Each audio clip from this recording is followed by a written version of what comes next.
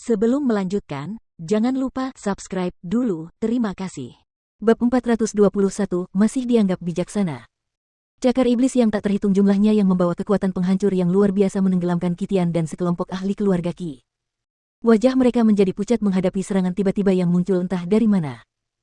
Qitian ingin menghindar, tetapi alangkah ngerinya ketika ia mendapati bahwa bahkan dengan kekuatan setengah senya yang berada di puncak, ia tidak berdaya untuk bergerak sedikit pun.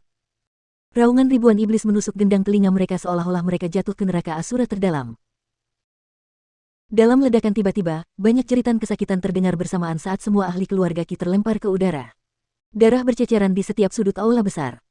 Teriakan dan jeritan mereda, diikuti oleh keheningan yang mencekam. Beberapa saat kemudian, Qitian berjuang untuk bangkit dari lantai. Melihat sekelilingnya, dia melihat bahwa semua ahli yang mengikutinya dari Qi Mansion telah tewas. Orang-orang yang menemaninya adalah semua anggota inti dan ahli tingkat tinggi dari keluarga Qi, semuanya memiliki kekuatan alam Xiantian tingkat tinggi. Singkatnya, orang-orang ini adalah kekuatan inti keluarga Qi, tetapi sekarang, mereka semua telah tewas. Lebih dari 100 anggota inti keluarga Qi dan pengawal tingkat tinggi semuanya tewas. Memikirkan kehilangan yang sangat besar, Qitian ingin menangis, tetapi tidak ada air mata yang keluar. Hatinya dipenuhi dengan amarah, kesedihan, dan ketakutan yang belum pernah terjadi sebelumnya. Mati. Mati semuanya. Akan tetapi, dia tahu bahwa alasan dia masih bernafas adalah karena pihak lain sengaja membiarkannya hidup, kalau tidak, dia tidak akan pernah mempunyai kesempatan untuk bangun saat ini. Qitian menatap Huang Xiaolong dengan mata penuh kebencian, berteriak, "Siapa kau? Tidak peduli siapa kau, kau telah membunuh begitu banyak pengikut dan pengawal keluarga Qi-ku, kau hanya bisa mati. Keluarga Qi kami pasti akan menghancurkanmu, menghancurkan 9 generasimu." Pada akhirnya, Qitian meraungkan kata-kata itu dengan sekuat tenaga. Suaranya terdengar serak dan parau, wajahnya berubah karena marah. "Bunuh 9 generasiku." Huang Xiaolong mengulang kata-kata itu tanpa emosi. Dia telah mendengar Dewa Templar mengucapkan kalimat ini berkali-kali. Wang Dingxi menoleh ke arah Huang Xiaolong dan berkata dengan hormat, "Yang mulia, bawahan ini memiliki lebih dari 100 cara untuk menyiksa Qitian ini sampai dia memohon kematian." Berdaulat. Mendengar sebutan yang digunakan Wang Dingxi untuk Huang Xiaolong bagaikan disambar petir kesengsaraan tepat di kepala, Qitian benar-benar tercengang sesaat, lalu matanya terbelalak kaget. Berdaulat. Penguasa gerbang Asura-Asura. Qitian tergagap, kekuatan dan momentumnya sebelumnya, niat membunuhnya terhadap Huang Xiaoling, amarahnya, semuanya lenyap dalam sekejap mata, yang tersisa hanya teror. Huang Xiaolong menatap Qitian tanpa ekspresi, 100 cara. Tidak perlu repot-repot, sudah beberapa hari sejak Poison Core skarab milikku memakannya. Kumbang mayat beracun. Mendengar nama ini, lutut Qitian lemas, bagian putih matanya berputar ke belakang dan pingsan. Huang Xiaolong melambaikan tangannya, melepaskan segerombolan skarab mayat beracun. Semuanya jatuh di atas tubuh para pengikut dan penjaga keluarga Qi ini.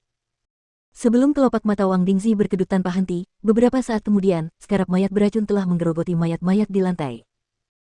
Huang Xiaolong mengambil skarab mayat racun, dan berkata dengan dingin, "Karena Qi Lei sangat ingin menangkapku, aku harus pergi menemuinya."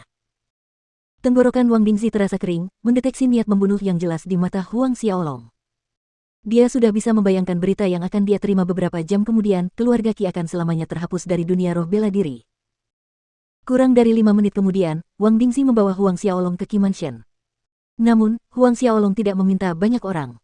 Selain dirinya dan Wang Dingxi, tidak lebih dari selusin murid Asura's Gate bersama mereka.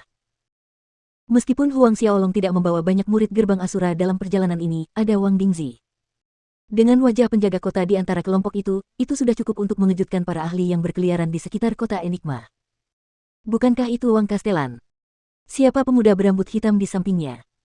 Sepertinya Castellan Wang sedang menuju ke rumah besar keluarga Qi. Orang-orang yang lewat di jalan berbisik-bisik di antara mereka sendiri, yang lainnya bergegas menjauh, memberi jarak yang lebar kepada kelompok Wang Dingxi. Di dalam aula utama Qi Mansion, Qi Lei dan para tetua keluarga Qi saat ini tengah menunggu kabar dari Qitian. Mengapa tetua Qitian belum kembali setelah sekian lama? Salah satu tetua keluarga Qi tidak dapat menahan diri untuk tidak berkata keras-keras, mungkinkah sesuatu telah terjadi?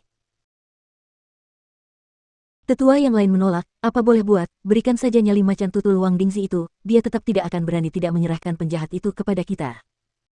Jika dia punya kebijaksanaan, dia akan menyerahkan penjahat itu kepada tetua Qitian dengan patuh, maka masalah ini akan selesai, kalau tidak, hehe.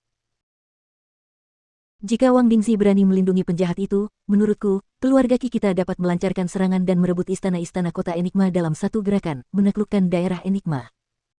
Daerah Enigma dan daerah Harta Karun adalah wilayah yang berdekatan. Dengan kultus Dewa Kosmos sebagai pendukung kita, orang-orang di markas besar Gerbang Asura tidak akan berani melakukan apapun kepada kita.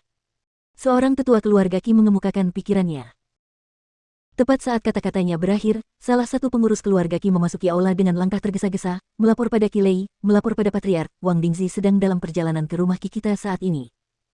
Pesan ini datang terlalu tiba-tiba bagi semua orang di aula utama. Ki Lei sedikit tertegun, Wang Dingzi sedang menuju ke rumah Ki kita. Sambil mempertimbangkan masalah itu, dia bertanya, hanya Wang Dingzi saja. Pelayan keluarga Ki segera menjawab, tidak, selain Wang Dingzi, ada sekitar 10 murid Gerbang Asura. Benar, ada juga seorang pemuda berambut hitam bersama mereka.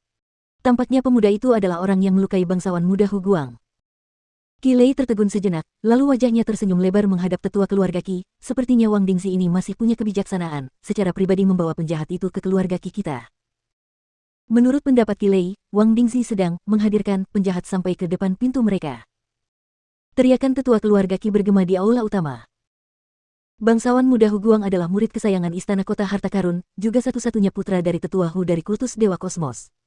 Betapapun pemberaninya Wang Dingzi, dia tidak akan berani melindungi penjahat itu. Salah satu tetua tertawa terbahak-bahak. Ki Lei berdiri dengan senyum lebar di wajahnya, karena Wang Dingzi cukup pintar untuk mengirim penjahat itu secara langsung, kita seharusnya tidak bersikap kasar. Ayo, mari kita sambut Wang Dingzi ini. Mendengar perkataan Ki Lei, para tetua keluarga Ki berdiri dari tempat duduk mereka, mengikuti di belakang Ki Lei saat ia keluar dari aula. Saat Ki Lei melangkah keluar aula, dia melihat Wang Dingzi bersama belasan pengikut Gerbang Asura berjalan memasuki kompleks, dan di samping Wang Dingzi ada seorang pemuda berambut hitam. Ki Lei sangat sadar, pemuda berambut hitam ini adalah penjahat itu. Ki Lei menyapa Wang Dingzi dengan tawa ramah, Tuan Istana Wang, kamu telah menyusahkan diri sendiri dengan membawa penjahat itu kepada kami. Wang Dingzi tercengang sesaat mendengar kata-kata Ki Lei, membawa penjahat itu ke sini. Tiba-tiba dia tidak bisa berkata-kata, dia langsung mengerti bahwa Ki Lei ini berasumsi bahwa alasan dia datang ke sini adalah untuk menyerahkan penjahat itu kepada keluarga Ki. Huang Xiaolong mencibir dalam hati atas asumsi Ki Lei.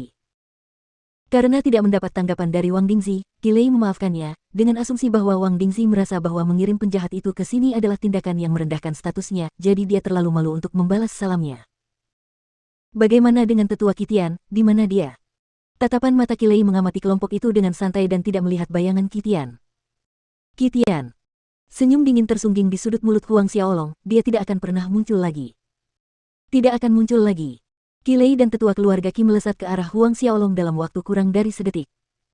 Nak, apa yang kau katakan? Apa maksudmu? Ekspresi Ki Lei menjadi gelap. Huang Xiaolong melirik Ki Lei dengan acuh tak acuh, ketika kalian semua tiba di neraka, kalian bisa bertanya sendiri pada Kitian. Mata Ki Lei menyipit mengancam saat dia berbalik ke arah Wang Dingzi. Wang Dingzi, apakah kau membunuh Kitian dan yang bersamanya? Di mata Ki Lei, hanya Wang Dingzi yang memiliki kekuatan untuk membunuh Kitian dan para ahli keluarga Ki. Wang Dingzi mencibir sebagai balasan. Bagaimana mungkin Ki Lei tidak mengerti melihat respon Wang Dingzi, ekspresinya langsung berubah dingin. Wang Dingzi, awalnya aku berencana untuk membiarkanmu hidup beberapa tahun lebih nyaman, setidaknya sampai pemimpin Sekte Dewa Kosmos membunuh Huang Xiaolong di bursa bela diri besar, tetapi karena kau ingin mati lebih awal, aku akan memenuhi keinginanmu.